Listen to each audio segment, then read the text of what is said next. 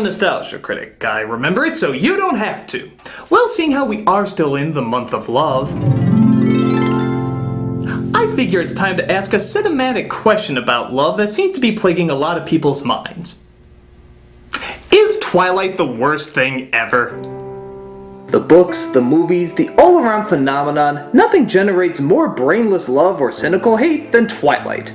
But is it really worthy of as much cinematic disgust as it gets? Of course it is! It's the worst cinematic burden no one should ever have to! What I'm getting at is, people seem to regard this franchise about a drama-addicted twit torn between an emo-tastic vampire and an ice-tray-stomach werewolf as one of the worst in entertainment history, both cinematic and literary. And given the lineup of bad movies we've gotten over the years, is Twilight, for lack of a better term, deserving of that title? Well, let's get down to what people really hate about it. It messes with the classic lore, most famously, vampires don't sparkle. People have made up their own rules about vampires before, but this one seems to be the most not vampire. There's also plenty of plot holes and established story elements that never seem to truly add up, even within the silly additions they make to the Supernatural rulebook. And while these additions are phenomenally stupid, I've seen Garbage Pail Kids, so what else you got? The effects are terrible. Again, Garbage Pail Kids next. It's nothing but female-oriented smut. Well, you're close. It sparked the authors of female-oriented smut, but these two don't even hit the bed sheets until part 4, part 1. And to its credit, I do think the bed gave the best performance. It did not look happy to be a flat surface for flat characters. This was actually a suicide, not too many people know that. But I digress. The story is focused, albeit poorly, on the emotions of the characters. You know, when they actually decide to show emotion. Oh, don't get me wrong, it's horrible at it, but that doesn't make it smut until part 4. And even then, the rewards of such an act are not rewardy. So that leaves us with one last major aspect that people seem to hate the most. The characters and their complete fucked up ethics. The fact that these people are some of the stupidest and most selfish creations that any financially successful series has ever produced. And yeah, they are. First you got Edward, who has been around for more than 100 years and yet still managed to not grow a personality. Which figures because he falls in love with another personality-stricken bland job, but we'll get to her in a bit.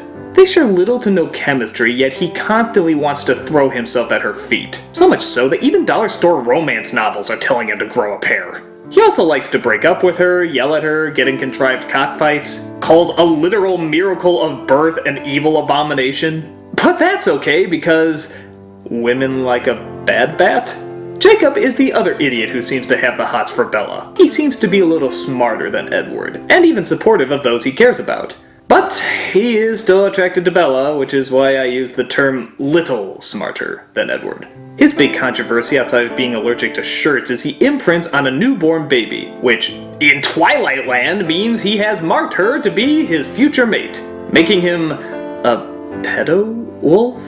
I guess this part never bothered me too much because nobody fully knows how imprinting works because they just made the shit up. I always thought he was just doing it to protect Bella's kids so the other wolves wouldn't kill her. Or even some made-up wolf bullshit sense could see the future and see that they would one day be a couple. I don't know, they made it up and it doesn't make a whole lot of sense, so how am I supposed to get angry with it if I don't even understand it?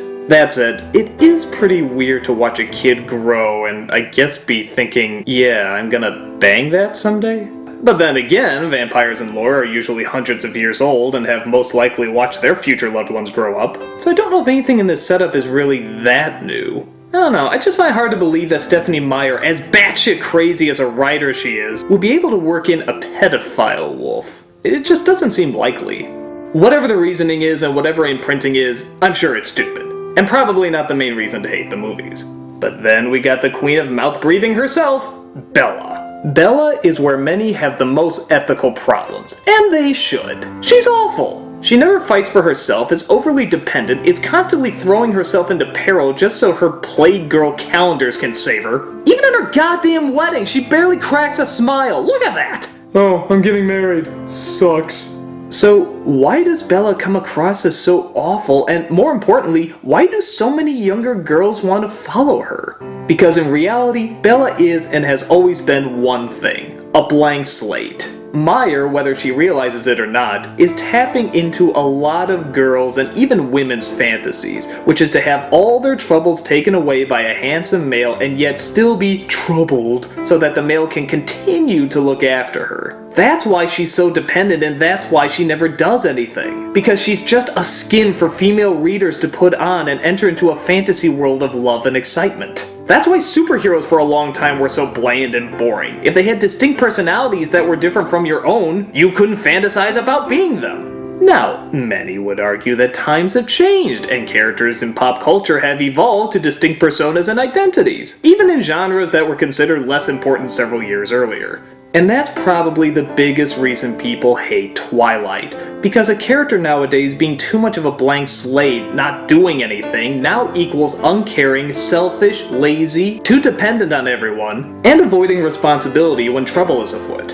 And seeing how the biggest audience for this series is girls and younger women, many would say this is the worst role model that could ever be devised for an evolving world. And on the one hand, yeah, that sounds exactly right. She is the worst role model for anyone. Just a miserable, uninteresting little pain-in-the-ass burden, which the story is building up as the everyday hero. Yeah, lick it.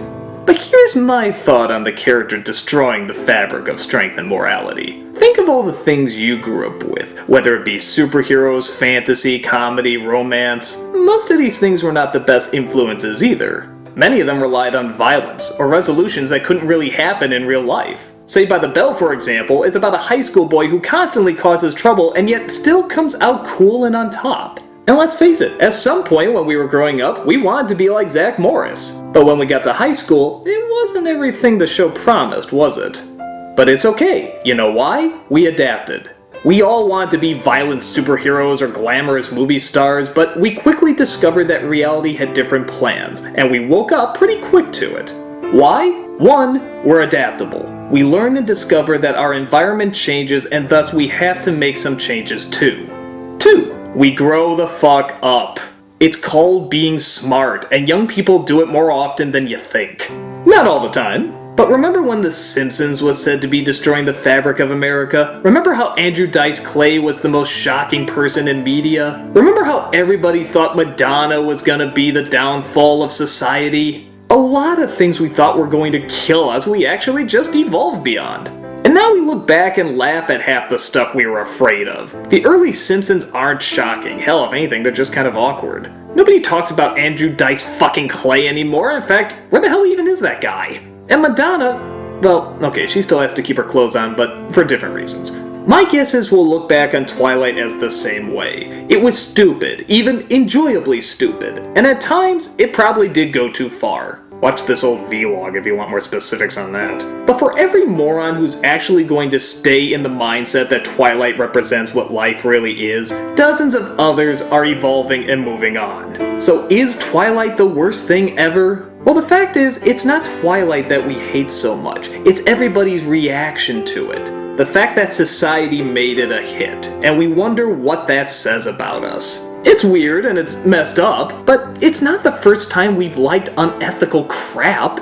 So it only proves that we shouldn't be paranoid about it either. Just accept the fact that chances are people will look back on it one day and laugh the same way we laugh at something like Saved by the Bell. It's stupid, and I'll continue to make fun of it. But in terms of the worst thing ever? Oh, my friends, there is so much more evolution in de-evolution that I think our society has to show. I'm the Nostalgia Critic, I remember it so you don't have to.